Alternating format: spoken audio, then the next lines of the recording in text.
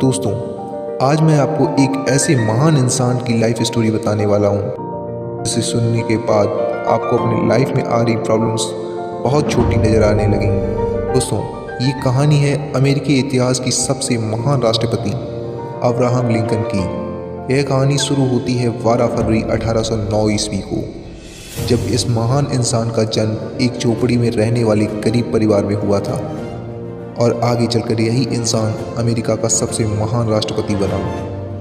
लेकिन इस व्यक्ति के लिए व्हाइट हाउस तक का ये सफ़र इतना मुश्किल से भरा था कि अगर इसकी जगह कोई और होता तो डिप्रेशन में आकर शायद अपने आप को मार डालता।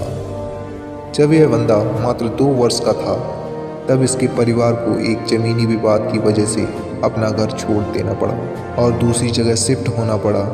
दोस्तों, आप अंदाज़ा लगा सकते हैं कि अगर एक गरीब परिवार को अपना घर छोड़ना पड़े तो उस पर क्या बीतती है। लेकिन प्रॉब्लम्स ने इसका पीछा यहाँ भी नहीं छोड़ा।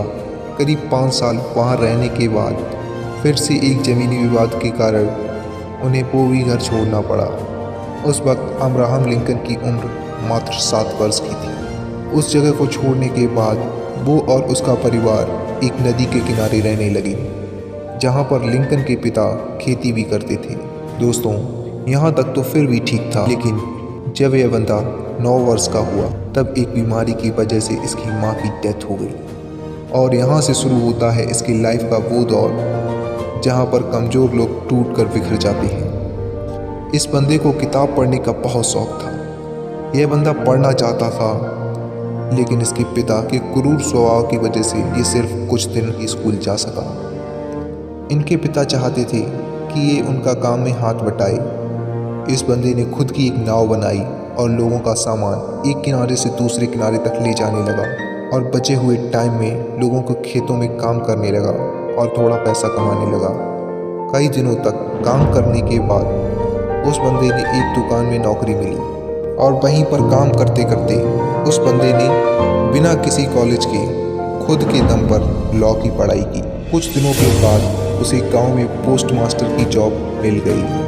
कई दिनों तक पोस्ट मास्टर जॉब करने के बाद वहां के लोगों की परेशानियों को देखते हुए उसने राजनीति में आने को सोचा और उस बंदे ने विधायक का चुनाव लड़ा, लेकिन बुरी तरह हार गया। साथ ही पोस्ट मास्टर की जॉब छोड़ने की वजह से पैसे भी खत्म हो चुके थे। जिस लड़की से वह शादी करना चाहता था, एक बीमारी की वजह से उसकी भी डेथ हो गई। सब कुछ उस बंदे के खिलाफ था, लेकिन वो बंदा अपने दोस्तों की मदद से एक बार फिर विधायक का चुनाव लड़ा और जीत गया। साथ ही इसने जो लॉ की पढ़ाई की थी उसकी वजह से वो गरीब लोगों के केस फ्री में लड़ने लगा और 20 साल तक वकालत की। लेकिन दोस्तों, परेशानियां अभी तक ख़त्म नहीं हुई थी। जिंदगी एक के बाद एक थप्पड़ मारती जा रही थी। यह बंदा हर तरफ से हार रहा था, लेकिन हार नहीं मान रहा था। इसने वार्ड मेंबर का चुनाव लड़ा, लेकिन हार गया। इसके बाद खुद का बिजनेस शुरू किया, फेल हो गया। उसके बाद स्टेट रजिस्टर का चुनाव लड़ा, उसमें भी हार गया।